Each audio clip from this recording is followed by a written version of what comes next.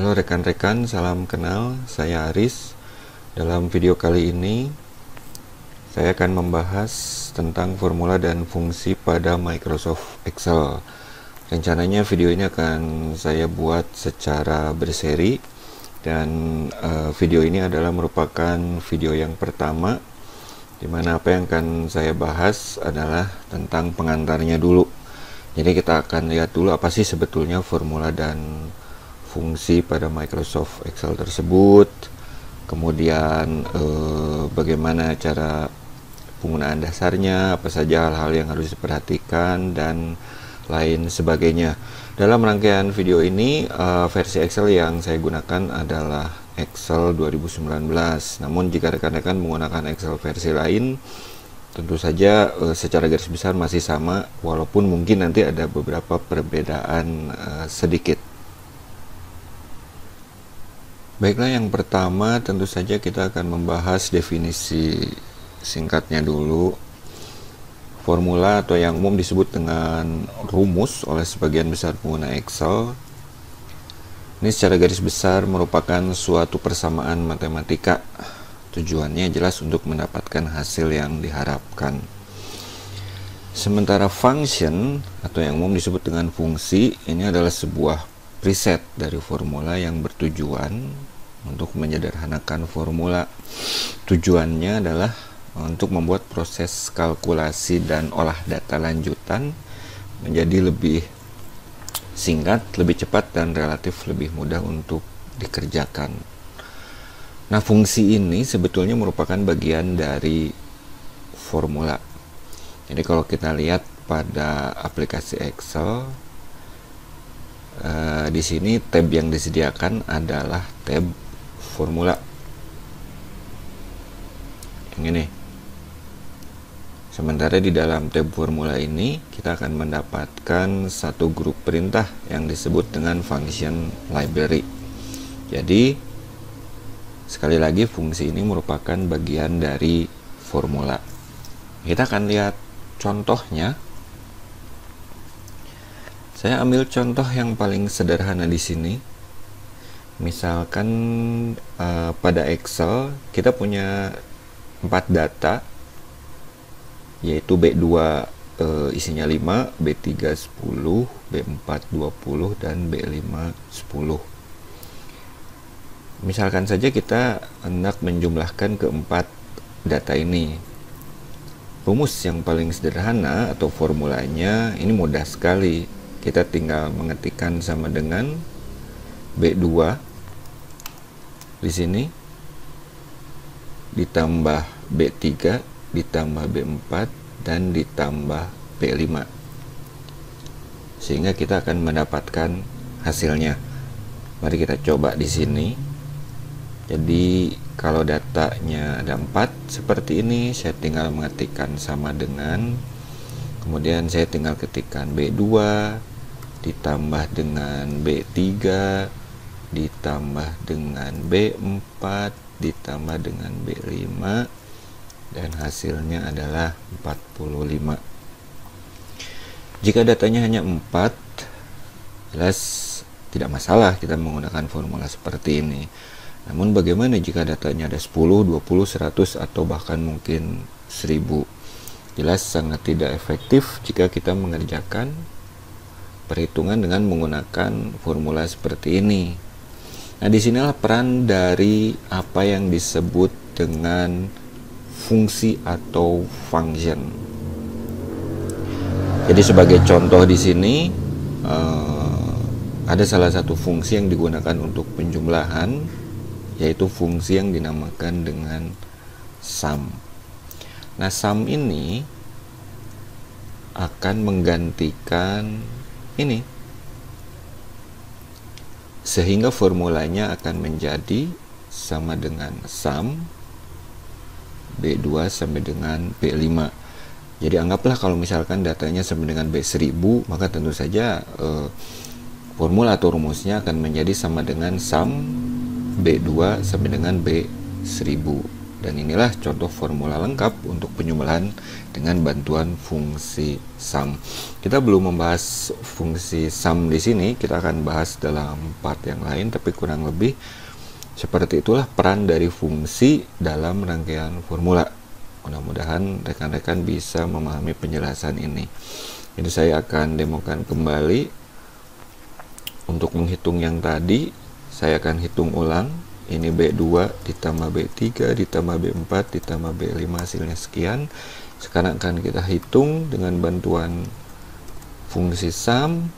Ya, tinggal ketikkan B2 titik 2 sampai dengan B5 kurung tutup dan kita dapat hasil yang sama. Nah, kurang lebih seperti itu definisi dan penjelasan singkat apa itu formula dan apa itu fungsi.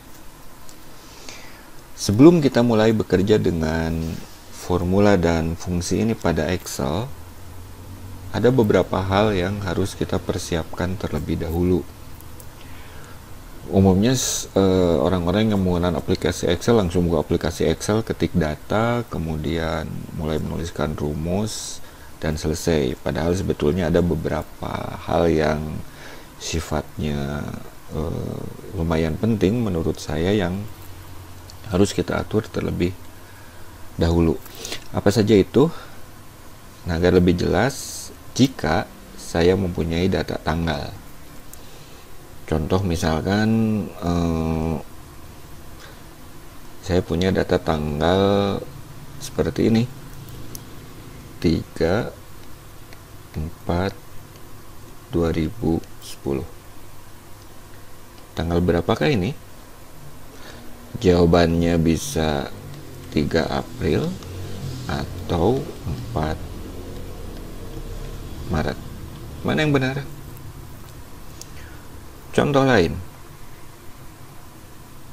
Kalau saya punya angka 1000, 1000 ini bisa dituliskan seperti ini.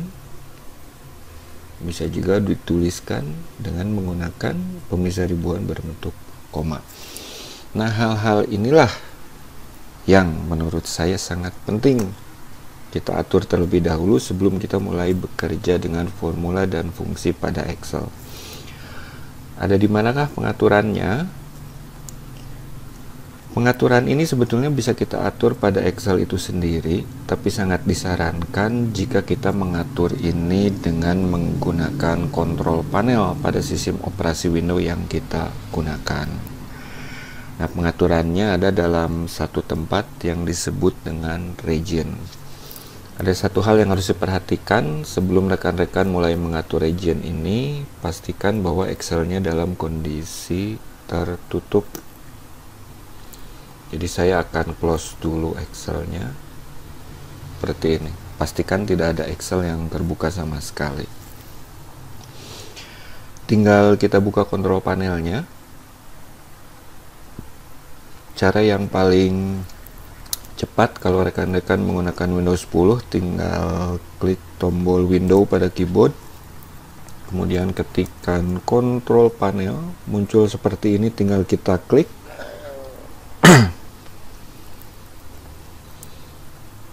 Kemudian dalam kumpulan icon yang ada di sini, ini bisa kita rubah dalam bentuk kategori, large icon atau small icon. Saya sarankan dalam large icon biar kelihatan semua. Rekan-rekan tinggal mencari icon yang namanya region, yaitu yang ini. Tinggal kita klik dan silakan rekan-rekan tentukan hendak menggunakan region yang mana. Ini berhubungan erat dengan yang pertama, tanda pemisah ribuan, titik atau koma. Jika kita menggunakan format English, maka pastinya tanda pemisah ribuan adalah koma. Jika kita di sini memilih Indonesia, maka tanda pemisah ribuannya adalah titik. Kemudian ini juga berhubungan dengan susunan penulisan tanggal. Jika kita pilih English, maka pastinya bulan yang akan dituliskan di depan. Tapi jika kita pilih Indonesia, maka tanggal akan dituliskan di depan. Nah, kegunaan yang paling utama dari pemilihan region ini sebetulnya ada di poin yang ketiga, yaitu pemisah komponen dalam fungsi atau variabel ya. Ada koma atau titik koma. Jadi nanti kita akan mempelajari function yang kompleks, di mana akan melibatkan banyak komponen dan variabel di dalam function yang kompleks tersebut.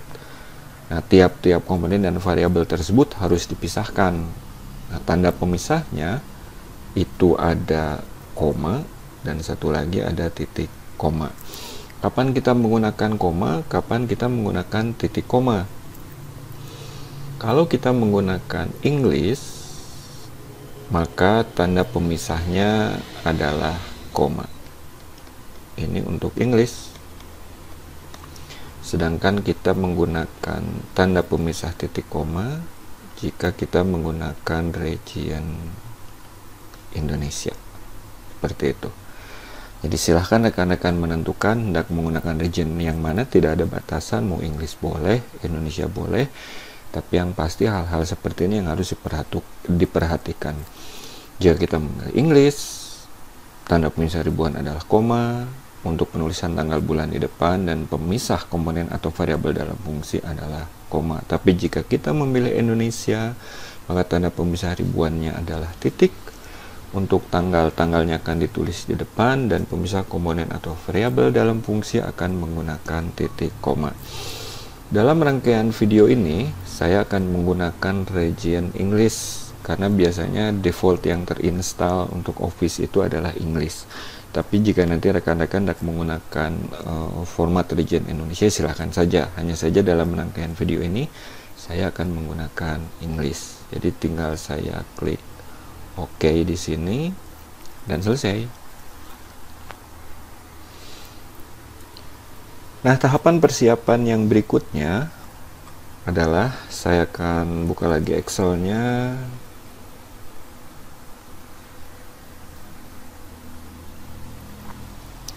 Excel ini bisa kita isi dengan beragam data. Contoh di sini saya isikan dengan data angka, tapi mungkin saja di sini saya isikan angka dalam bentuk persen. Saya juga bisa mengisi angka dalam bentuk teks. Saya juga bisa mengisi angka mungkin dalam bentuk tanggal seperti ini. Nah, setiap data yang kita masukkan di sini itu sangat disarankan untuk kita rubah format datanya. Karena by default biasanya Excel itu akan mengisi general atau automatic.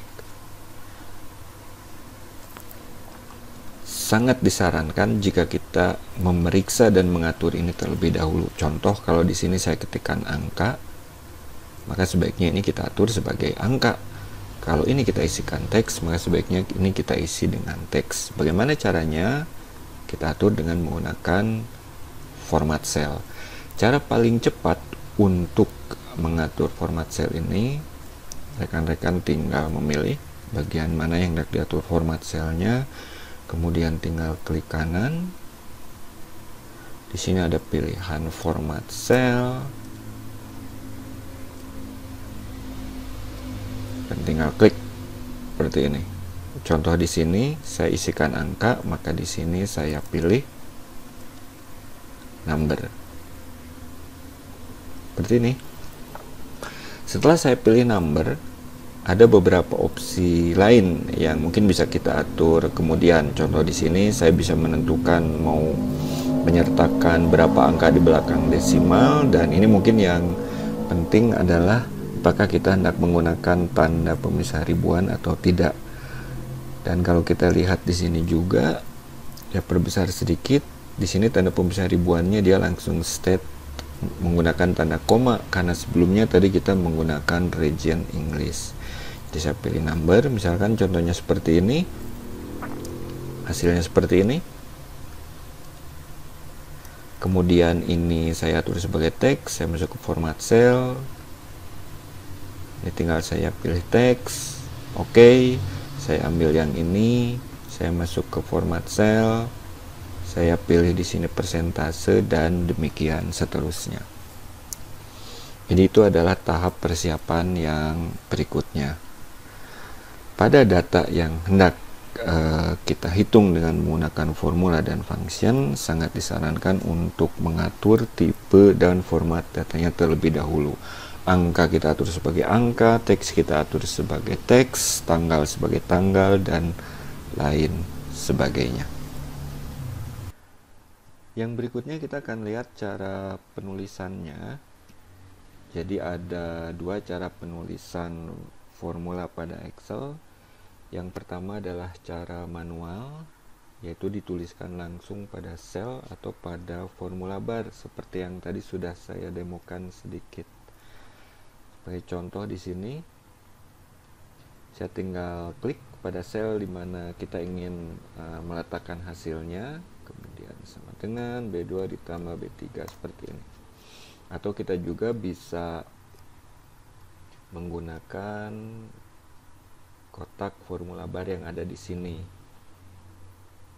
Tinggal klik, kemudian saya ketikkan sama dengan B2 ditambah B3 seperti ini. Cara lainnya selain dengan menggunakan penulisan secara manual ini, kita juga bisa menggunakan perintah insert function, kemudian menggunakan tombol-tombol perintah yang ada pada function library. Itu bisa kita dapatkan pada tab formula di sini. Jadi misalkan untuk menghitung ini dengan menggunakan function sum, saya tinggal klik ke formula, kemudian tinggal cari function yang sesuai ada di mana. Contohnya itu ada di sini. Saya tinggal klik, kemudian tinggal saya isikan beberapa isian yang ada di sini. Oke, dan hasilnya dapat.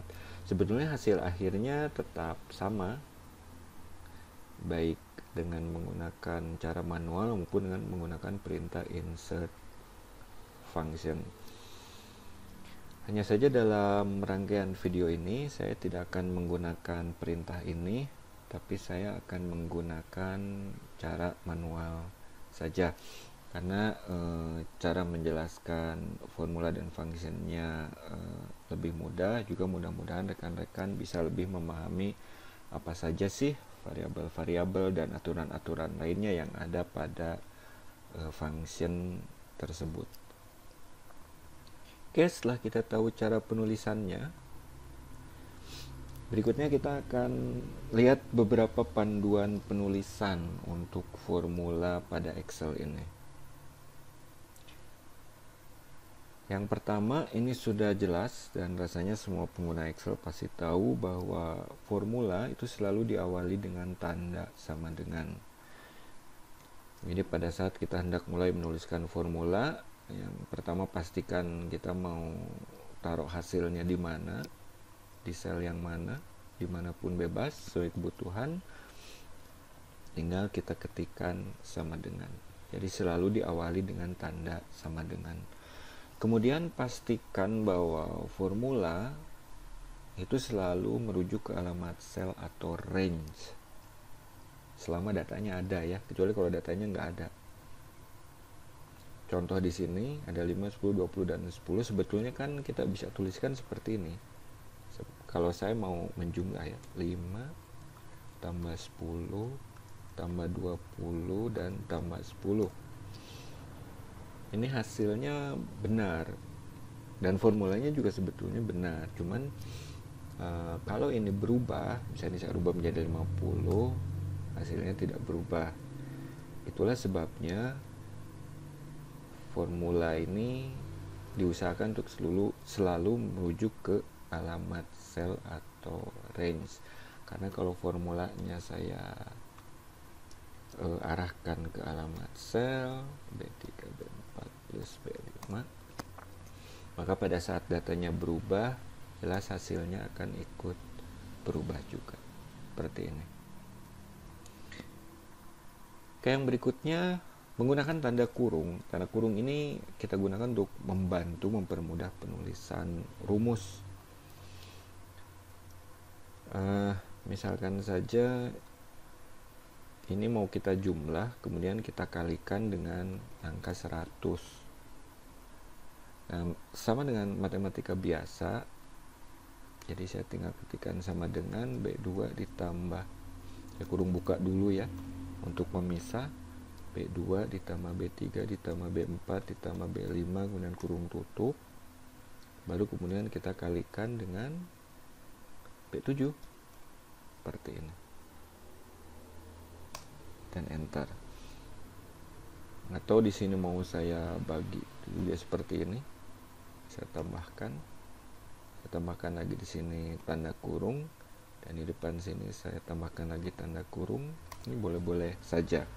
Jadi tanda kurung ini sebaiknya kita gunakan untuk membantu mempermudah penulisan rumus juga nanti agar mudah kita analisa lebih lanjut. Nah, kegunaan lain tanda kurung adalah pada fungsi. Nanti pada saat kita masuk ke pokok bahasan fungsi, setelah menuliskan nama fungsi itu selalu diikuti dengan tanda kurung buka. Jadi misal saya akan hitung ini dengan sum, saya sama dengan sum, ini akan selalu diikuti dengan tanda kurung buka dulu, baru di sini kita ketikkan variabel apa dan lain sebagainya, dan diakhiri dengan kurung tutup.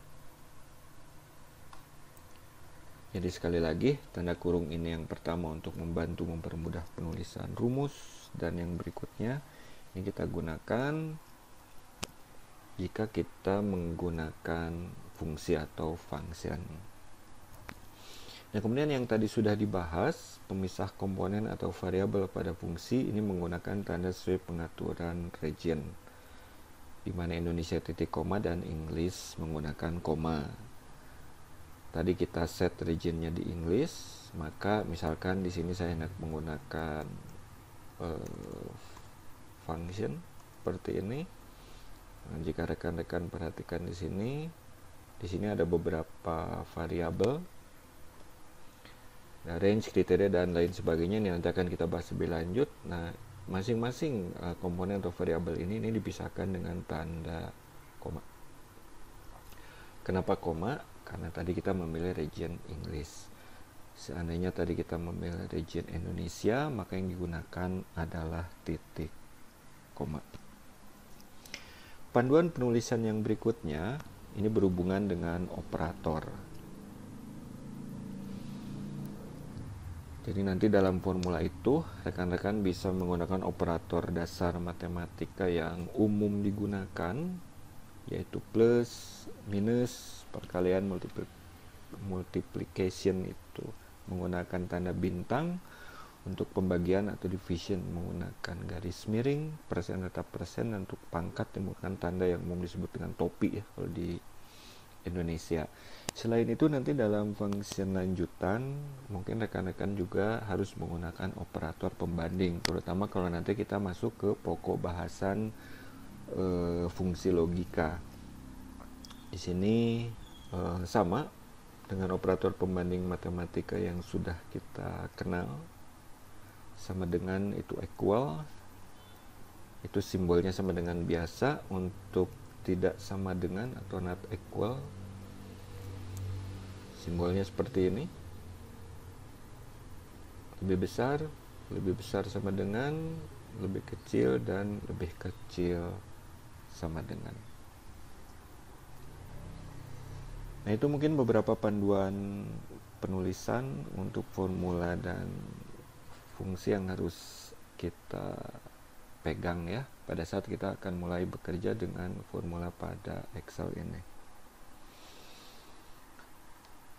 Belum ada demo untuk video part 1 ini, dan ini sekaligus mengakhiri video yang pertama ini.